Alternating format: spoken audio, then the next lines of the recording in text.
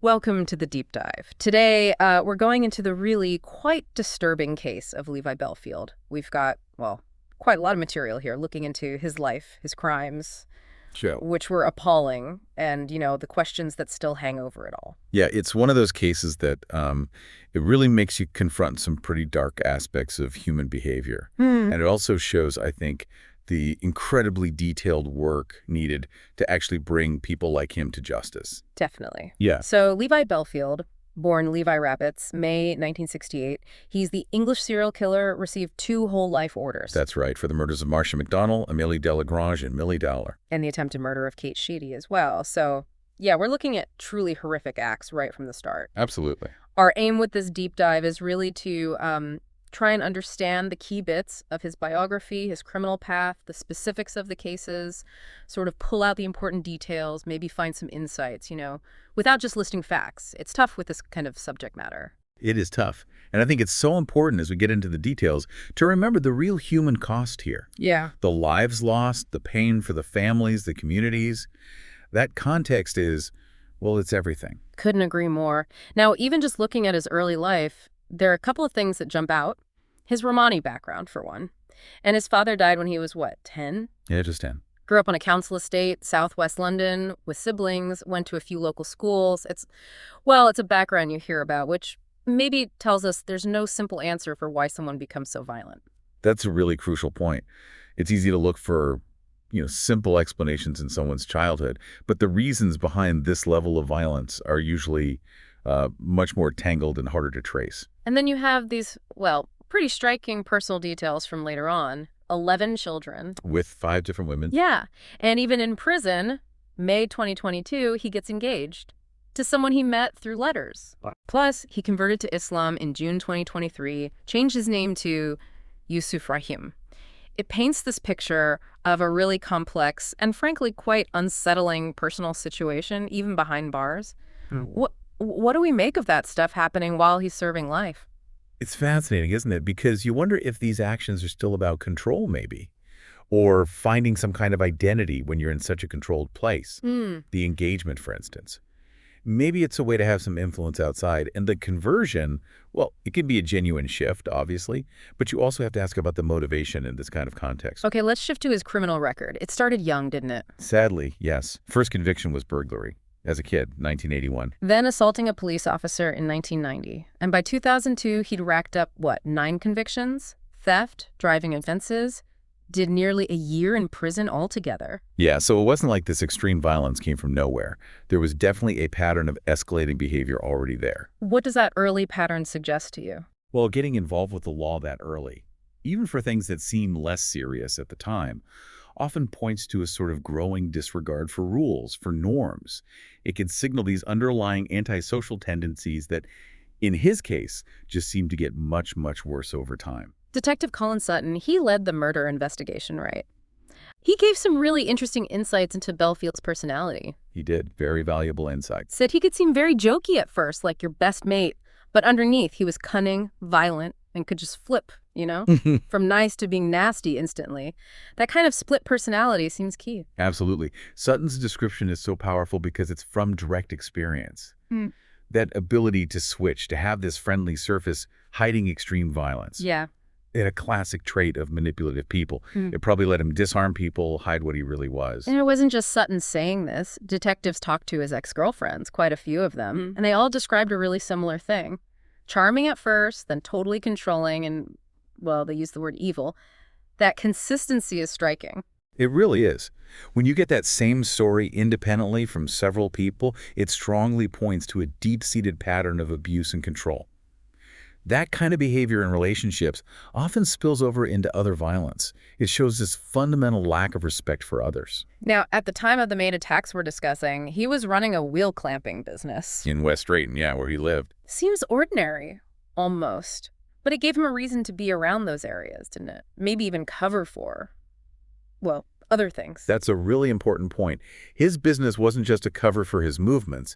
It likely meant he knew the area really well, knew the quiet spots, maybe helped him spot potential victims more easily. Gave him a kind of territorial advantage. Sutton also had a theory about his motive tied to his massive ego. Right, this idea that he felt entitled. And reacted violently if he felt rejected, especially by young blonde women. Kate Sheedy's case seems like the perfect example. She just crossed the road to avoid his car. And he deliberately ran her down. It's terrifying. It shows that extreme reaction to what he saw as a slight, however minor. What kind of psychology drives that level of rage over nothing? It really points towards something like narcissistic rage, a complete inability to handle frustration or perceived disrespect without lashing out violently. It suggests a very fragile ego underneath it all and this dangerous need for absolute control.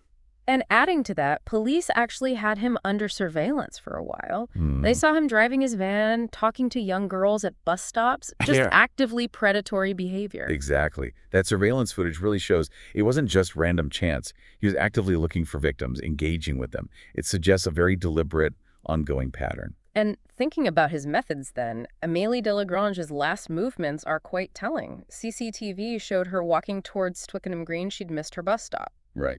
The implication is she must have run into Bellfield sometime between being seen on CCTV and the attack itself, which happened shortly after. Yeah, the short time between her missing the stop and the attack suggests it was fast, brutal. Maybe a very brief interaction possibly seemed harmless at first, and then it escalated incredibly quickly. It really highlights how fast and ruthless he could be. Okay, let's focus now on the victims, the specific cases. Starting with Millie Dowler, such a heartbreaking case.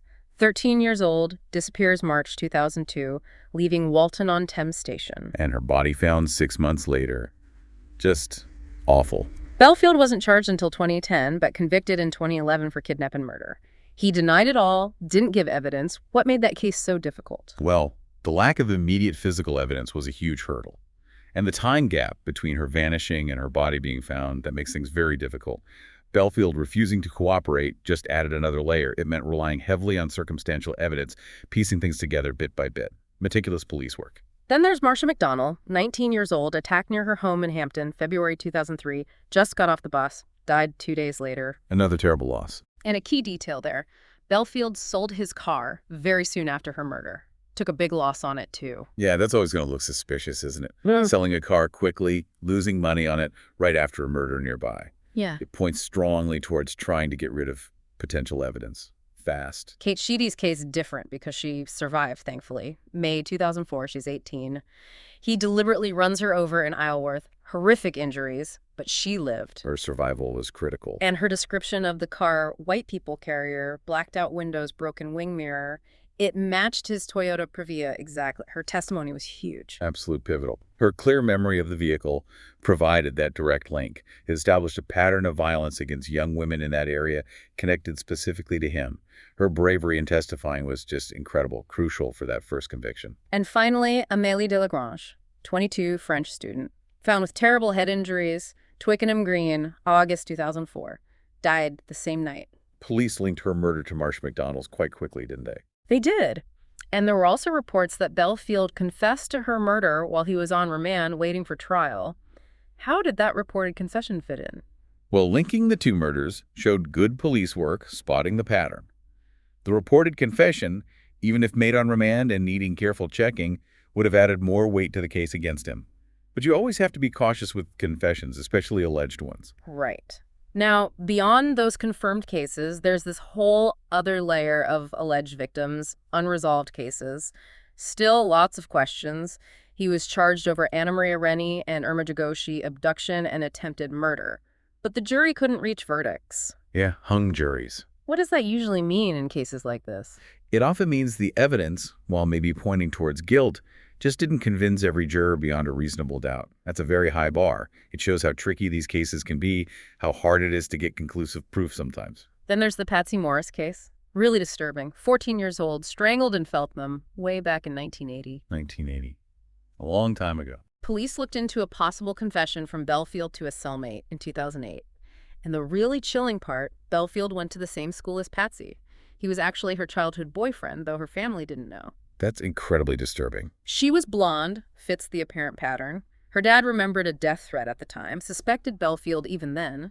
But Bellfield was only 12, known for truanting, hanging around Hounslow Heath where she was found. How do you even assess links that old? It's deeply troubling. If that connection is real, it suggests his violent behavior started much, much earlier than previously thought. The personal link makes it even more sinister. If he was capable of that at 12, it points to someone profoundly dangerous from a very young age. But proving it decades later, extremely difficult. And Judith Gold, 51 years old, murdered in Hampstead in 1990. Police reviewed her case after Bellfield's 2008 conviction, linked him to maybe 20 other unsolved attacks. Right, broadening the scope. Her murder was strange. Dressed for a meeting at 5:30 a.m., found nearby, no screams heard, no robbery, no sexual assault, but a necklace was missing. There was even talk of links to international financial swindle, and Bellfield reportedly confessed to this one, too, in 2022. This case seems different, doesn't it? The victim's age, the lack of the usual motives, the financial angle, the reported confession years later. It's perplexing. Makes you wonder if his motives were maybe more varied than just the pattern we usually associate with him. Then the Russell murders. Lin and Megan Russell, 1996. Horrific. Bellfield allegedly confessed to this as well to another prisoner, gave details, then took it back. The retraction is key there. His ex-wife gave him an alibi, said he was miles away. But then a BBC program suggested looking into it again. Michael Stone's lawyers think Bellfield did it. Michael Stone being the man convicted for the murders. Exactly. So you have conflicting confessions, disputed details, and existing conviction.